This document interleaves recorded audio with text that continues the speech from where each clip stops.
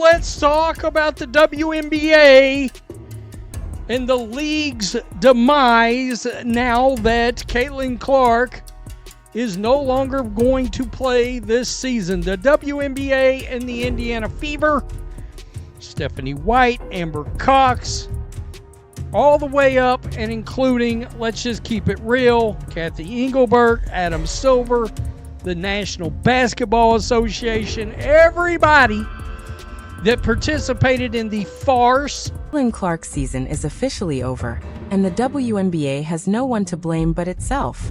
From a quad strain in May to recurring groin problems in June and July, and finally a bone bruise in August, her body kept breaking down.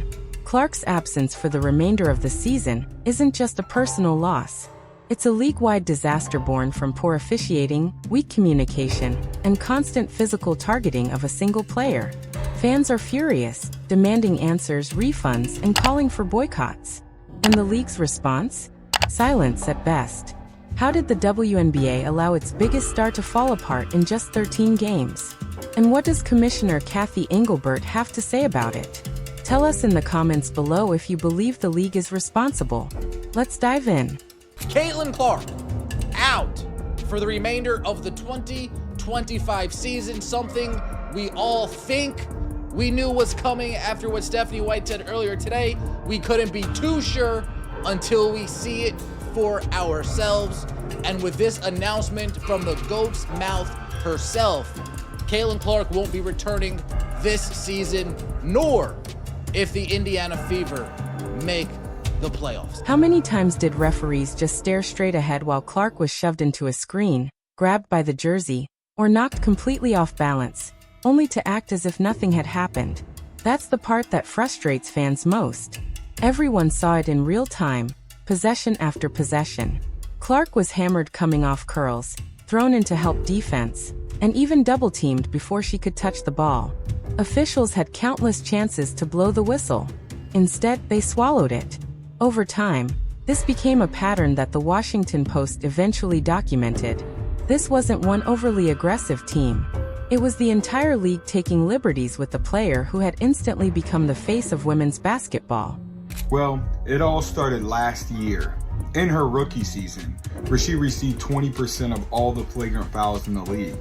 And most of them came from Angel Reese in the Chicago Sky. And these weren't basketball plays. They were not only fouling her, but they were getting up, laughing about it, laughing about Caitlin Clark getting assaulted. Any other work environment, people go to jail for what's going on. And the league's most valuable attraction, the one who carried not just her franchise but nearly half of the WNBA's ratings surge, was left unprotected. Think about that. One player filling arenas in Dallas, Las Vegas, New York, and Chicago should have been treated like the investment she clearly was. Instead, while networks wrote record-breaking checks to broadcast her games, referees refused to grant her even the most basic calls that stars get every single night in every other professional league. What fans got instead were bodies crashing into her off the ball, constant hand checks that stopped her cuts before they began, and physical contact that would have been a foul for anyone else. The WNBA and all the people that follow the WNBA and try to promote the WNBA don't understand that Caitlin Clark's game resonates with us. I say this every day, and every day I got to deal with somebody else dumb in the media. Caitlin Clark's game resonates because she's got flair, she's got flash, she's got style. I said this before, and I'll say this again. We saw Sue Bird's game. We saw Diana Taurasi's game. Kim Mulkey was Sue Bird before Sue Bird became Sue Bird. We've seen it. We haven't seen Caitlin Clark. This wasn't just frustrating to watch. It was dangerous. Cheap shots like those don't just make a player sore. They accumulate over weeks, grinding down muscles that were already strained. Clark's quad tightness in May and groin pain through June were not mystery injuries. Repeated hits, twisted pivots from denied space, and unsafe landings are exactly the conditions that create stress injuries that never fully heal without long rest. Yet she was forced to keep playing because the alternative meant empty arenas that fans had already paid to fill. And last year, I noticed how much it was just Caitlin Clark. Caitlin Clark was taking all the hits. Caitlin Clark was taking all the abuse. But this year they've added Sophie Cunningham. She gets more flagrant fouls on her than anybody in the league besides Caitlin Clark. And Aaliyah Boston, she's been taking hits as well. But the worst thing is the consistency. So they don't call flagrant fouls, or most of the time, Caitlin Clark could be held for an entire game at a time. They don't call fouls. They don't call common fouls. That's why people are calling it hypocrisy. The WNBA begged for headlines about record-breaking ticket sales, sold-out merchandise, and new sponsorships centered on Caitlin Clark's name. But when it came to the simplest responsibility, protecting the player responsible for those paydays, the league acted like she was just another rookie. The truth is she wasn't. And allowing her to get battered night after night didn't just compromise individual games. It jeopardized the entire season. The folks that cover the NBA, these people that play in the NBA, these people that cover the NBA, there I said these people, all of you, black, white, green, purple, why don't you understand a very simple thing? Her game is dynamic. Like Diana Taurasi was like a jackass to Caitlin Clark. Why? Her game is what people are drawn to. And then you go to the personality. Her game is different than any WNBA woman ever. And she wins, and she shoots from deep. It's no different than Steph Curry. How many times we got to say? So, what happens when your golden goose can't play? What happens when officials refuse to call fouls, and the result is your star limping instead of sprinting the floor? Now we know, the referee's negligence didn't just tilt one box score. It laid the foundation for Caitlin Clark's season-ending collapse. And the backlash didn't remain on the court. It spread everywhere. Was her sophomore season doomed from the very first preseason practice? It certainly feels that way now. Back in training camp in May, reports already mentioned her quad tightening, the type of issue most athletes would rest to avoid further damage. Instead, she was rolled out as the centerpiece of every event, every practice, every marketing campaign. Less than 2 months later, the problem escalated into a groin injury. By July, that groin became a full-blown tear on the right side. Then came the announcement nobody wanted to hear. Clark was finished for the year. The path to that moment wasn't one single mistake. It was a chain of decisions that gave her no chance to recover. I mean, it's a gut punch that basically encompasses an entire season of it. The Fever have lost so many players to injury, but obviously none bigger than Clark. And there was such a wait for this second season after her magnificent rookie season. And then, you know, the anticipation of her possibly coming back, only for that not to happen, takes a lot of air out of the room, obviously takes a lot of energy out of the fans, and is a devastating blow for not just the Fever and the WNBA. What's most frustrating is that she never really enjoyed a stretch of games fully healthy.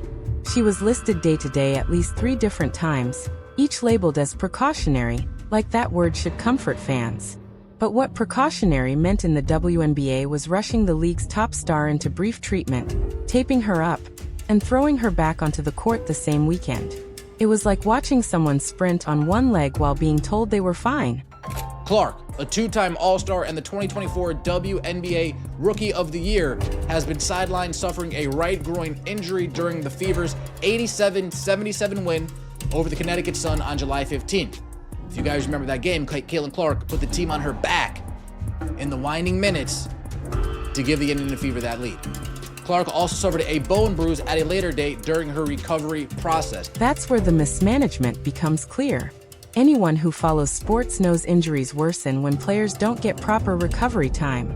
Forcing her into back-to-backs, heavy defensive pressure, and constant travel didn't just risk setbacks, it guaranteed them. Coaches had to notice her limitations. Her driving burst slowed, her cuts lacked sharpness, and she grimaced through minutes she shouldn't have logged. The medical staff's responsibility was to protect her, even if Clark insisted she could play. They failed her. Caitlin has worked so hard throughout this time, doing everything possible to recover and return to the court, but ultimately, time is not on our side, said Indiana Fever COO and GM Amber Cox.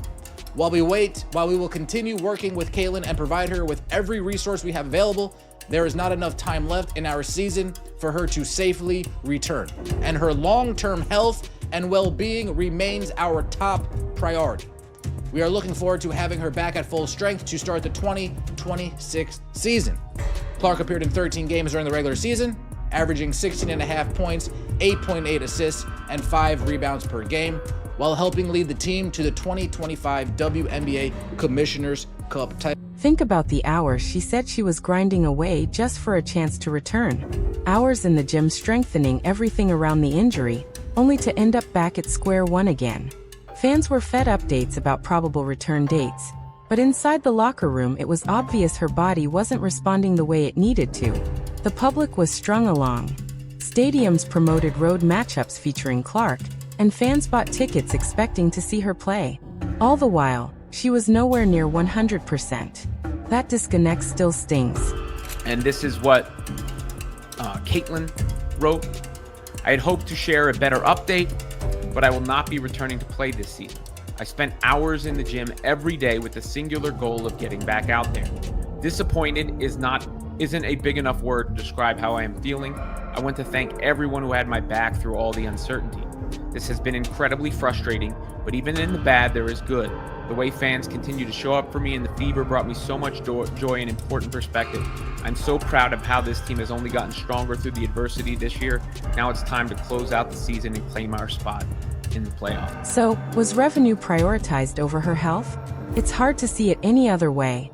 The Fever relied on her to fill arenas, the WNBA leaned on her to boost television numbers, and nobody stepped in when the warning signs flashed. That's why Caitlin Clark didn't fall to a freak accident. She unraveled after 13 games because of a season-long spiral of short-sighted decisions. And that spiral didn't just cut her breakout year short. It pulled the league's financial momentum down with it. By the time Cathy Engelbert finally addressed Clark's season-ending injury, fans knew something was off. The commissioner was facing the league's biggest player health crisis in years. Yet her statement sounded like it came from a corporate PR team rather than a leader grappling with reality. It was the definition of sanitized optimism. A nod to league growth, but no real accountability for the officiating failures and lack of protection that led to this collapse. This is on your head, Cathy Engelbert, and the rest of the WNBA Players Association executive leadership who failed to hold officials and players accountable for the barbaric style of play the Fever and Caitlin Clark have had to endure this year. Cathy, resign. That disconnect is what really stung. Clark went from carrying record-breaking ratings to sitting on the injury list for months. Instead of hearing a commissioner admit, yes, mistakes were made and here's how we'll fix them, Engelbert chose to pivot back to the same talking points about expansion, revenue streams, and constructive dialogue. That might look fine in a financial report, but fans could see the deeper problem. The referees she employed had failed to control repeated physical targeting, and instead of calling them out or promising accountability, she ignored it altogether. A bunch of players and coaches over the last few days have complained without being fine-worthy about officiating. I just want to see about your thoughts on if officiating is an issue and how it can be improved. Because clearly there seems to be problems or disconnect between what players and coaches feel and what officials are actually calling. It's even more insulting when you realize how often Engelbert has highlighted league growth every time a camera is on her. Growth that was built almost entirely on Clark's back. While referees were allowed to swallow their whistles as she absorbed shove after shove, she proudly celebrated packed arenas in May and June. But by August, when those same arenas were filled with angry fans demanding refunds, she still wanted to talk profits instead of responsibility. For supporters who had invested their money, their time, and their hope into this season, it felt like she was living in a parallel world. I know as a fan of sports for 60 years now, I know that, no one's ever happy with officiating. All sports deal with it, but we're working hard to make sure we're putting the best product out on the court, and our officiating then follows that. The backlash was immediate. On social media, even longtime WNBA diehards said Engelbert's silence on referee accountability proved the league didn't care about Clark's safety. Some used words like betrayal. Others went straight to action, demanding refunds and posting proof of canceled ticket orders. What began as disappointment in Clark's injury quickly turned into hostility toward league leadership. The commissioner had a window to connect with fans, acknowledge the officiating issues, and promise protection for all players moving forward. Instead, She delivered hollow lines that only fueled the anger already boiling over. They play against Breanna Stewart. She goes to the line 14 times. Asia Wilson goes to the line 13 times. And Aaliyah Boston can't play 20 minutes in a game without being on the bench in foul trouble. That's another problem that we're dealing with. But like I said, this year, it's not just Caitlin Clark. If you wear that Indiana Fever jersey, consider it done. The refs are not going to be fair, and they are going to cheat and do whatever it takes to do what the higher-ups say. Fans now view Engelbert as the symbol of a league where public relations matter more than health, where the star attraction is marketed as a product instead of being safeguarded as a long-term investment. That realization hardened into a movement. Boycott talk wasn't just chatter anymore. It became organized, shared, and aimed at draining playoff attendance. Engelbert's hollow words didn't calm anything. They lit the fire higher, proving she was out of touch with the core issues tearing at her league. And once that disconnect took root, it paved the way for panic to hit the league's bottom line. All it took was one injury announcement for the market to collapse. All-Star tickets that had been selling for over $200 in June dropped to barely $60 overnight, with resale sites flooded by people trying to dump seats they had circled for months. And this wasn't just any All-Star weekend. It was in Indiana, Clark City, the event hyped as her first national showcase at home. The hype vanished in hours, leaving an event that suddenly felt hollow. We've got Colin Cowherd saying, you know what? Guess what I didn't talk about on my show this year? The WNBA. Guess why? He just come out and said it yesterday. Because Caitlin Clark was not playing. That's why. He said, I led my show, my biggest, largest national sports radio show in the country. I led my show with Caitlin Clark 6 times last year. I mean, you don't lead a show with anybody unless they can draw. Fans who spent huge amounts expecting to see Clark competing in contests and celebrated as the face of the league were now demanding refunds. It wasn't just about the money. It was about the feeling that they'd been strung along with constant day-to-day injury labels. Inside the league, people already knew her chances of returning were slim. When push came to shove, it looked less like bad luck and more like the league squeezing every last dollar before the truth came out. That desperation had already shown long before the injury announcement. Multiple Indiana Fever road games were moved to larger arenas because Clark's name alone sold them out. Teams that normally played in front of 6,000 or 7,000 were suddenly relocating to NBA-sized venues, promoting matchups as marquee events. Now those same buildings faced refund requests, angry fans, and rows of empty seats. Many people didn't even wait. They canceled or flipped their tickets the moment Clark was ruled out, and resale values proved the panic.